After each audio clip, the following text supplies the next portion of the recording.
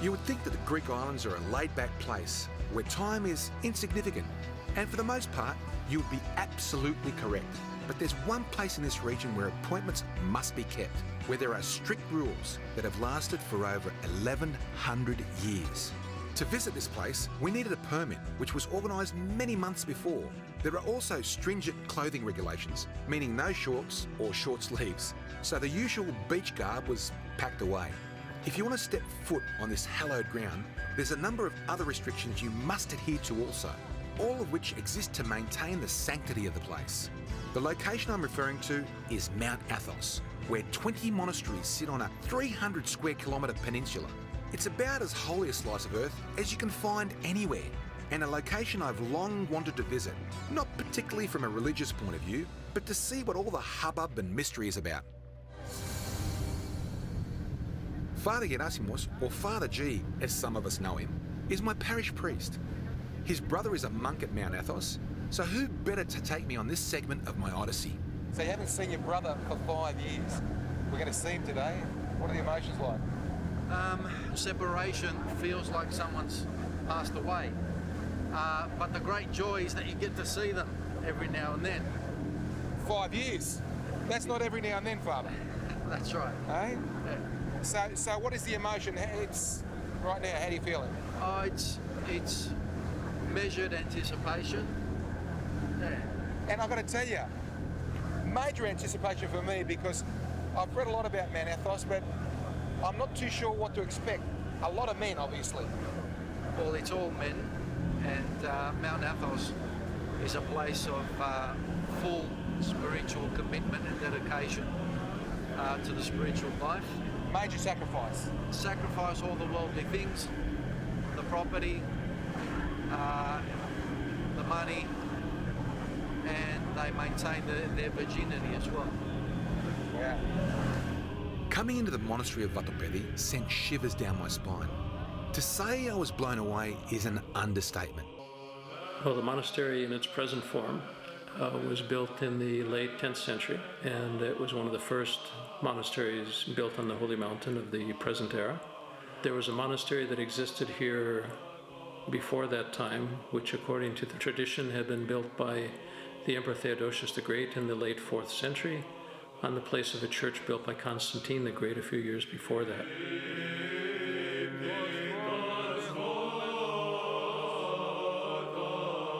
Vatopedi is the largest monastery in Greece today as far as the volume of its buildings go. It has about 10,000 square meters of living space. And number of monks? Number of monks, right now we're about 125. How does that rank in the on the mountain? It's the largest brotherhood in Greece. Wow. And we're still growing.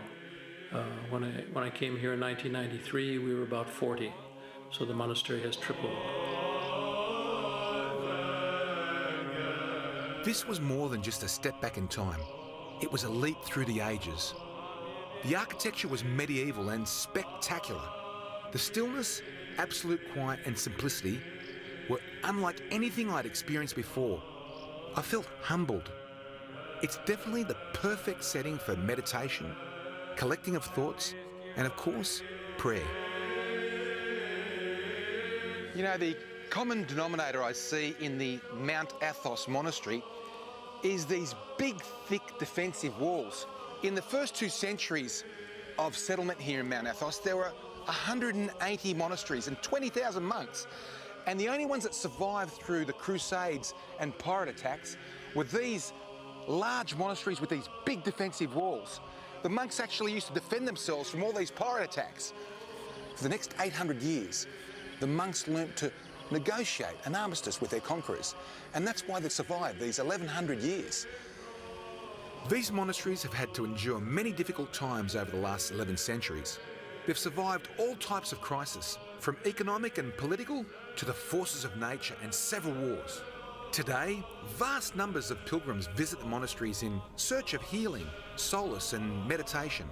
Others simply want to get away from the rat race and collect their thoughts. But most come here to be surrounded by the beautifully adorned buildings and reboot their spiritual journey in life. Making this your home is a major commitment. Only eating twice a day, praying for 5 hours in the morning. The work that has been done here over the last 3 decades has been remarkable. And how many monks are in here now? It's about 123, and together with those monks, there'd be anywhere between 50 and 500 visitors daily. And how many monks were there back in the 80s and 90s? There weren't many, were there? In the 80s, there were about 10 monks left after a period of decline during the 20th century. And now there's over 100, so it's really shot up, hasn't it? Since the 90s, with the coming of a new brotherhood, which had new life, and I think the average age even now is about 35. That's impressive. It's something you wouldn't expect here, is it? A lot of people think monks, you know, monasteries, everybody's old, but there's a lot of young people here. There are, and they're actually quite educated, university trained. I mean, your brother, how old's your brother? My brother is in his mid-30s, and he was university trained himself in Australia, and he came here almost a decade ago. So they're all young people. It's something you wouldn't expect. It's an amazing thing. I'm dying to find out why there's so many young guys coming here to give their life, to sacrifice everything for the rest of their lives here in the monastery. I'm dying to find, mind you, I'm dying to go into that place and have something to eat. Should we go? Let's do that first. Let's go. The monks live by a code that centres around the celebration of God and a life of contemplation and sacrifice. Their daily life is a product of this code, and an example of its simplicity is their meals. The food is very raw, generally some fruit, vegetables, lentils, and fish once a week. I don't think I've ever been in a dining hall this old. It's 1,000 years old. Just these marble tops, they're 1,500 years old. They were given to Vatopedi from a monastery in Constantinople from the 4th century. The abbot sits down there with the priests. All the monks sit in this space here. The pilgrims sit back there. Moments from now, everybody will be in here, it'll be full. I better grab a seat right now, because I'm starved.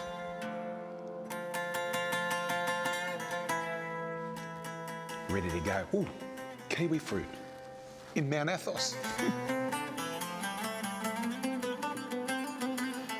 It felt a little awkward being served by a man of the cloth, but that's the way it is here. Monks grow and collect the vegetables from the field. They cook everything and then serve you. If you studied as an accountant, lawyer or doctor and want to take up life as a monk, then that's what you'll most probably be tasked with at the monastery. This place is a living, breathing city. It's almost totally self-sustained. They rely very little on the outside world. The majority of the food is grown here.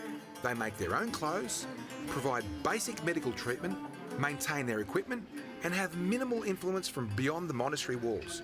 You could easily see it as limiting, but for those that live here, this minimalist life is liberating. And if there's one thing I learned from this experience, when you eat only twice a day, the food tastes that much better. If the monk with the sticks doesn't wake you, the scent of frying fish certainly will. My nose led me to the kitchen. God only knows how they're praying through this at the moment. I, for one, was starving and the food smelled amazing. There's about 8 or 9 monks working in here, and it's a well-organised kitchen. I mean, I worked in the kitchen before, and you can see that there's process happening. It's well-organised. They know exactly what's going to happen next. They're feeding 130 monks and probably about 50 pilgrims this morning for breakfast. And it's 5 o'clock in the morning, so we're not far away from breakfast. There's a real buzz. They're trying to ramp it up because they want to make the last hour of prayer, the 1 hour of liturgy at 8 o'clock. It's 20 past 5. I tell you what, the aroma is awesome. I'm starved.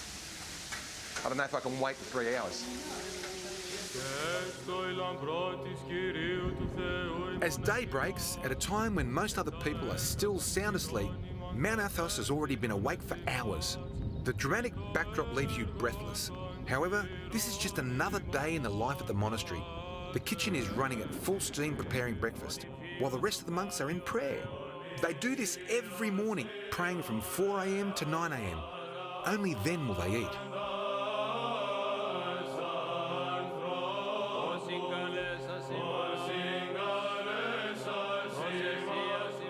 The pilgrims are invited to prayer. Here they will stand with the monks for hours. It's part of their sacrifice and of giving up your normal routine for what you believe in.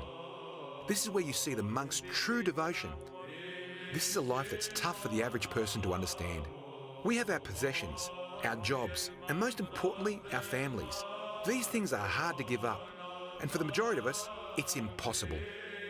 But the monks have willingly left that life in the outside world behind them for something they believe is greater, the love of God. And this thought is what gives them purpose and fulfills them.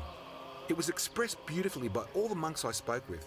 However, none had a story more enthralling than the 3 Australian brothers I met, who had found their home here all the way from the Gold Coast.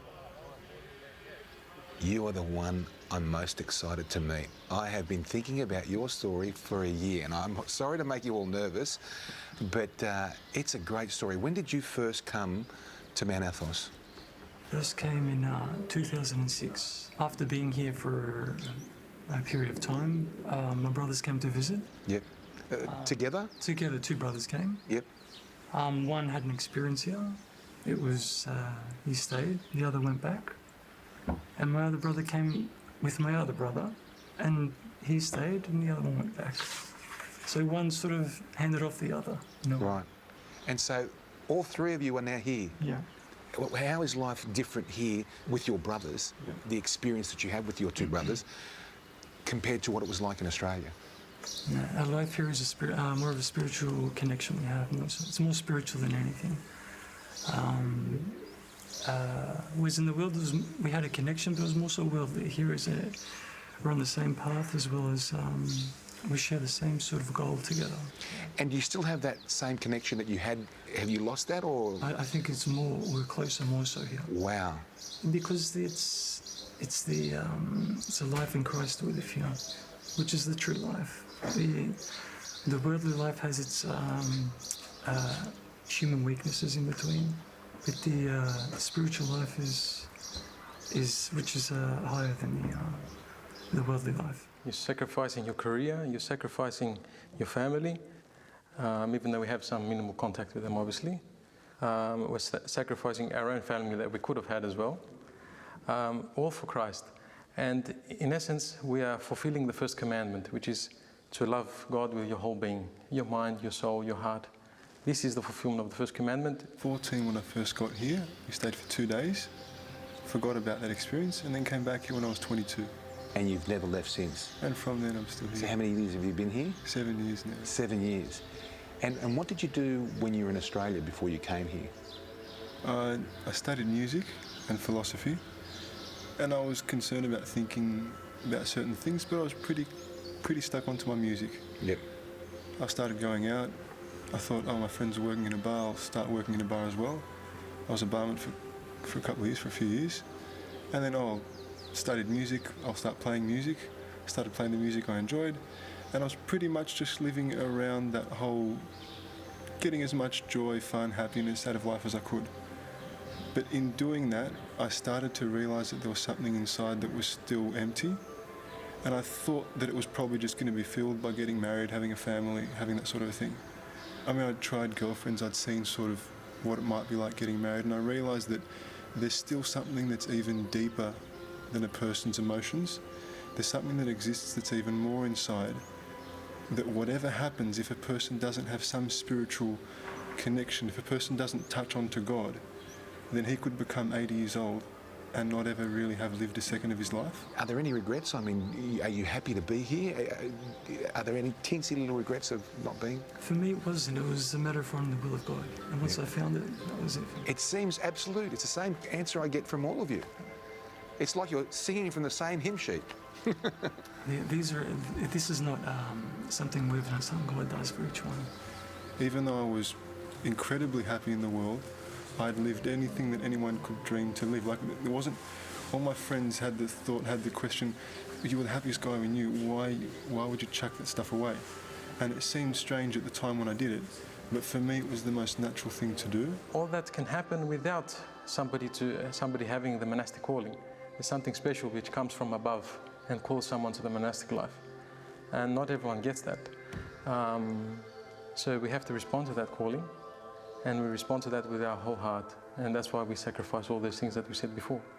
Talking about your brother, were you happy to see him after not seeing him for 5 years? Of course I was happy to see him. Yeah.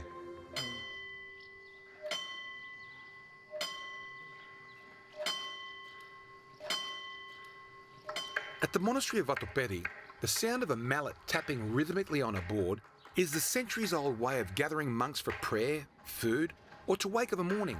With over 10,000 square metres of floor space, you can understand why it takes the monk a while to get around each time. No doubt he's a fit guy too, racking up plenty of steps on his daily routine. At the moment, he's waking up everyone from their afternoon naps and getting them to Mass, which will last another few hours before dinner. Tradition is important here. It dates back a millennia, so change is not overly welcome. One thing they've modernised a little is their farming practices. In order to feed all the new arrivals and service their ever-growing export demands, the monks have embraced certain contemporary agricultural luxuries. Working the land for centuries, these monks have learned a thing or two about agriculture. As the world has developed massive technology-filled cities, this monastic state has battled through the ages with little or no change to their community's way of living. It's a long movie on pause, and no one wants to press the play button. It's certainly got both its ardent followers and others that want to pull this male-only institution into the 21st century. To be honest, I can understand both views. In the end, I must say, the small sacrifices I had to make and spending a few days away from my family were well worth it. Well, everything comes to an end, and my stay at Mt Athos at Vatopedi finishes now. I've got to tell you, it was an experience that I'll never forget. I was a bit underwhelmed coming here because I had to put the long sleeves and the long pants on, and it was like I was being prepared. But I wasn't prepared. I wasn't prepared for what was about to happen. My whole view of what a monk does and his life has changed. They're just like you and I. My whole view of Mt Athos has changed. It's been a spiritual enlightenment. I loved it. The architecture, the food, the people, the sustainability, it's been absolutely awesome. It's something I'll take with me to the grave.